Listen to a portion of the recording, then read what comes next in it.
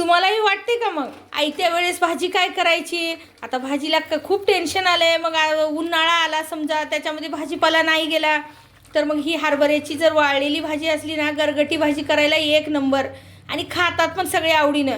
तर अशी गरगटीची भाजी कशी करायची हरभऱ्याच्या वाळलेल्या पानांची, तर ती बघूया. चला मग आईचा हा व्हिडिओ तर नक्की बघा. गरगटी भाजी.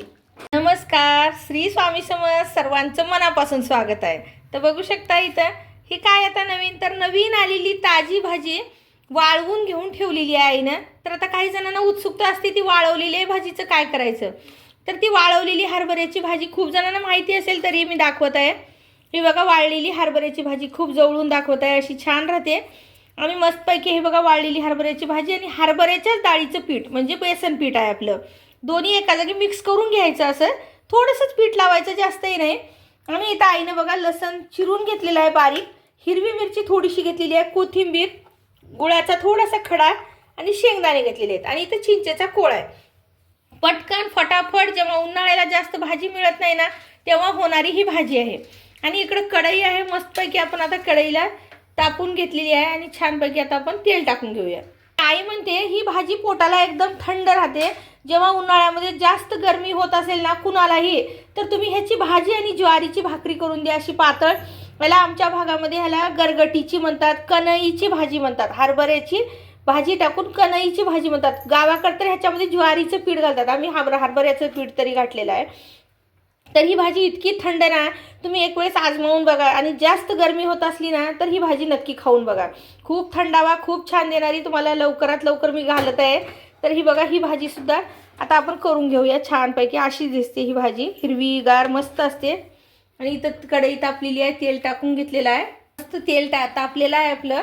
आणि आता त्याच्यामध्ये आपण टाकून घेऊया जिरा आणि मोहरी. छानपैकी तडकलं की मग छानपैकी हे बघा असं छान फुललं जिरा आणि मोहरी की मग मस्तपैकी आता पुढची आपण प्रोसेस करून घेऊया.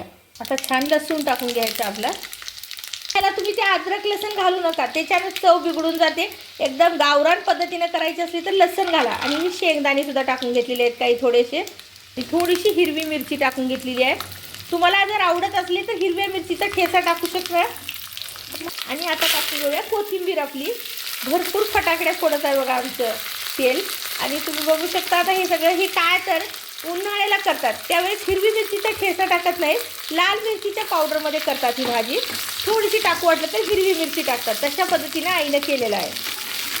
ही बघा हळद पावडर आणि मिरची पावडर टाकून घेतलेली आहे. एकदम गावाकड फटाफट होणारी, जर शेतामध्ये जायचं असलं तर अशी भाजी करतात आणि फटाफट घेऊन जातात. आणि ह्या बघा चिंचेचा कोळ बघू शकता. इथं मस्त चिंचेच्या कोळामध्ये थोडंसं पाणी टाकून आईनं इतका घोळ करून घेतलेला आहे मस्तपैकी. आपल्याला ह्याच्यामध्ये ते मस्त हटून घ्यायचं आहे आता ते. आणि तुम्ही बघू शकता फोडणी इतकी छान बसलेली आहे. घर सगळं लसण तेलाचं सुवास येत आहे मस्तपैकी. तर इथं बघू शकता मस्त आपली उकळी आलेली आहे आता छानपैकी चिंचेचा कोळाला. आणि आपण एक छोटासा गुळाचा खडा टाकून घेऊया. चिंच टाकलेली आहे म्हणून, तर तुम्हाला चिंच आवडत नसली तर गुळ टाकू नका. आणि ही मीठसुद्धा टाकून घेतलेलं आहे चवीनुसार. आणि ही बघा आता छान ही हरभऱ्याची भाजी आणि पीठ जे आहे ना ते हटून घ्यायचं छानपैकी. एकदम मस्त होती ही भाजी, इतकी छान लागते की नाही ही भाजी. तुम्ही खाऊन बघा एक वेळेस आणि मग म्हणसाल की खरंच किती छान झाली होती हरभऱ्याची वाळलेली भाजी. जर तुम्ही कुठून वल्ली भाजी आणला असाल तर थोडी तरी वाळवून ठेवून घ्या, उन्हाळ्याला आठवण येते.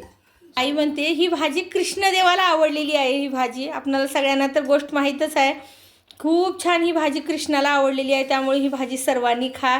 आणि देवाची आवडती भाजी आपणही खाऊन बघायची एक वेळेस. तर बघू शकता इतकी पातळ करायची ही भाजी. थोडंसं हरभऱ्याचं पीठ असल्यामुळे पुन्हा थोडीशी घट होईल, पण जास्तही घट करू नका, पिठलं होऊन बसल. इतकी पातळ करा तुम्ही म्हणलं तर तुम्हाला की नाही पुन्हा खायला बी छान लागते. आणि खायला मस्त भाकरीसोबत चुरून खा, अशीच खा, कशी खा, पण छान लागते. सोबत शेंगदाणे घ्या, काही घ्या, कांदा बुक्कीत फोडलेला आणि मस्तपैकी खायचं. असं छान शिजून घ्यायचं आता भाजीला. तर बघू शकता मग तुम्हालाही ही भाजी आवडली का? आवडली असेल तर नक्की लाईक करा, शेअर करा आणि सबस्क्राईबसुद्धा करा. आणि ही गावाकडल्या पद्धतीची गावरान अशी हरभऱ्याची गरगटी भाजी नक्की करून बघा. धन्यवाद. श्री स्वामी समर्थ.